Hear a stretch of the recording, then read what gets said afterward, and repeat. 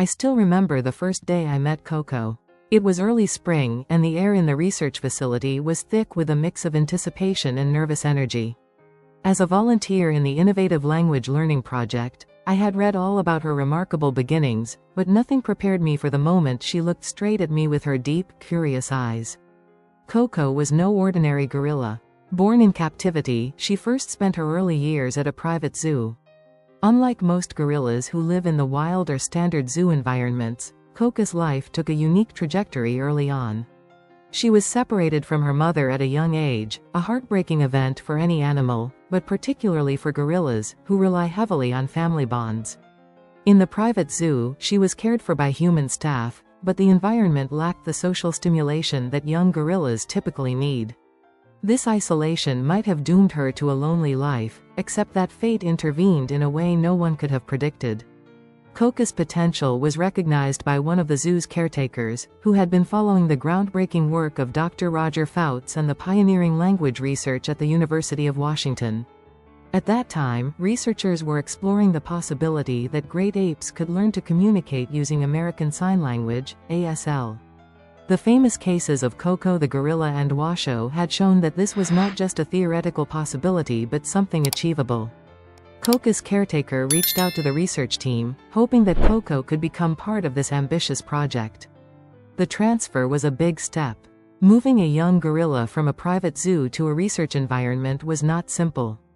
It involved careful planning, ensuring that Coco would feel safe, and adapting the research facility to meet her needs. The researchers were cautious but hopeful. From the moment she arrived, it was clear that Coco was different. She was intelligent, perceptive, and remarkably eager to engage with the humans around her. The early days were filled with trial and error. Teaching sign language to a gorilla is a slow and delicate process.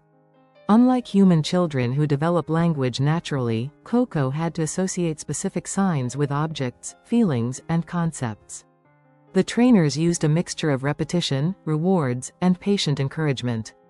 Every small success, like when Coco signed, "eat" or "more," felt like a monumental breakthrough. But Coco's learning was about more than just mimicking signs. She demonstrated an ability to understand the meaning behind the signs, to use them contextually, and, most surprisingly, to initiate communication herself. She didn't just respond, she asked questions, made comments, and sometimes even showed frustration when she couldn't express herself fully. For me, as a volunteer, being part of those early sessions was both humbling and inspiring. Watching Coco learn and grow challenged everything I thought I knew about animal intelligence and communication. Each day brought new surprises. Sometimes she would sign to us simply to get our attention or to share something she noticed in the room. It felt like we were witnessing the beginning of a real dialogue between species. The project wasn't without challenges. Coco had moments of withdrawal and confusion, especially as she adapted to her new environment and the demands of learning a language so different from her natural mode of communication. The research team worked tirelessly, adjusting their methods and routines to suit her needs, always respecting her limits and moods. As Coco's vocabulary slowly expanded, so did the scope of the project. What started as a scientific experiment became something much more profound, a bridge between human and gorilla, a window into the mind of a species long thought incapable of true language. By the time the first months passed, Coco had already mastered dozens of signs. But what truly made her special was her spirit, a combination of determination, curiosity, and an almost playful sense of humor. She was not just a subject in an experiment, she was a living testament to the possibilities of interspecies understanding. I knew then that Coco's story was just beginning. There were many hurdles ahead, and many questions still unanswered. But for the first time in history, a gorilla was not just observed or studied but was becoming an active participant in her own story. And so, with Coco's hands moving gracefully through the air, signing the simplest words, she was making history, one sign at a time. As Coco's vocabulary grew, the atmosphere in the research facility transformed. What had once been cautious scientific observation blossomed into something profoundly emotional and groundbreaking. Every new sign she learned wasn't just a word, it was a step toward bridging a gap that had long separated humans and gorillas. By now, Coco could communicate about her immediate needs: food, play, rest, but she was beginning to express ideas and feelings that surprised even the most experienced researchers. She signed words for love, sad, and friend. Watching her use these signs in context made it clear she was not simply copying gestures but was genuinely grasping their meaning. For example, after a particularly cold day, she signed cold, and then hug, as if asking for warmth and comfort. Moments like these brought tears to the eyes of many volunteers and staff, myself included. One of the most extraordinary breakthroughs came when Coco initiated a conversation about her past. Using a combination of signs and visual aids, she referenced the private zoo where she was raised, the absence of her mother, and the loneliness she felt before joining the project. It was heartbreaking yet inspiring. Here was a gorilla reaching back into her memories and trying to tell us her story, a story no one had expected to hear directly from her. Her ability to communicate these complex emotions drew attention far beyond the scientific community. Media outlets began covering her story, fascinated by the idea of a gorilla who could talk through sign language. Coco quickly became a symbol of hope and the potential for greater empathy across species. Yet, despite the growing fame, the team remained dedicated to treating her as an individual, not a spectacle. Behind the scenes, the research project was evolving too. The scientists expanded their experiments, introducing new ways to enrich Coco's learning experience. They incorporated games, puzzles, and even simple storytelling, where Coco could read illustrated books with the help of signs. In some sessions, she showed an understanding of abstract concepts like same and different, which was nearly unheard of for non-human primates. For me, one of the most touching experiences was when Coco learned to sign thank you. At first, she hesitated, unsure if this word belonged in her vocabulary. But gradually, she began using it spontaneously, especially when offered her favorite treats or when we paid her extra attention. It felt like a genuine expression of gratitude, a concept we humans sometimes take for granted but that Coco embraced with sincerity. Her progress inspired the whole team, but it also raised difficult questions. Could Coco's ability to communicate help improve the lives of other captive gorillas? Could it change how we understand animal intelligence and rights? As her fame spread, animal welfare organizations and ethicists started joining the conversation, using Coco's story to advocate for better treatment and recognition of great apes as sentient beings with complex emotions. Of course, not everything was smooth. Coco sometimes became frustrated when she couldn't fully express herself or when her requests went unmet. These moments reminded us that, despite her impressive skills, she was still a gorilla navigating an environment vastly different from the wild forests she was meant to inhabit. The team worked hard to balance her needs for stimulation and social interaction, often bringing in other gorillas to help her feel less isolated. Meanwhile, the public's fascination with Coco grew. Schools, museums, and conferences invited the researchers to share her story. Coco herself became a kind of ambassador for animal communication, a living proof that intelligence and emotional depth were not limited to humans. She helped change minds and hearts. As I watched Coco one afternoon, signing quietly to herself while watching birds outside the window, I realized something profound.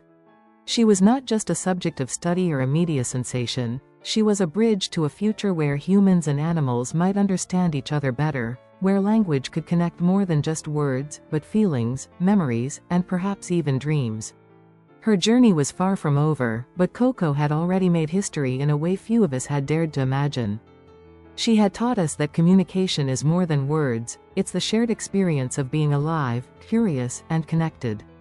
The next chapter in Coco's story would bring new challenges, new discoveries, and perhaps, a deeper glimpse into the mind of a creature who changed everything we thought we knew about language and the animal world.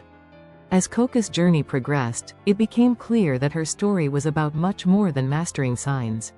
She had become a living testament to the complexity of gorilla minds and the depth of their emotions. The project team and I witnessed something extraordinary. A gorilla breaking through the barriers of species and silence, touching the very core of what it means to communicate.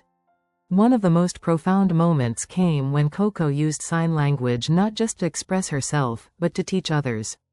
As the project expanded, new gorillas joined the research facility. Coco's role evolved from student to mentor. She would patiently respond when the younger gorillas attempted signs, encouraging them, and sometimes even correcting their gestures. It was an incredible sight, a gorilla teaching her peers a human-developed language, bridging not only the gap between species but also between generations of gorillas. Coco's fame brought with it a wave of public interest and funding, which enabled the project to improve living conditions and expand its scope.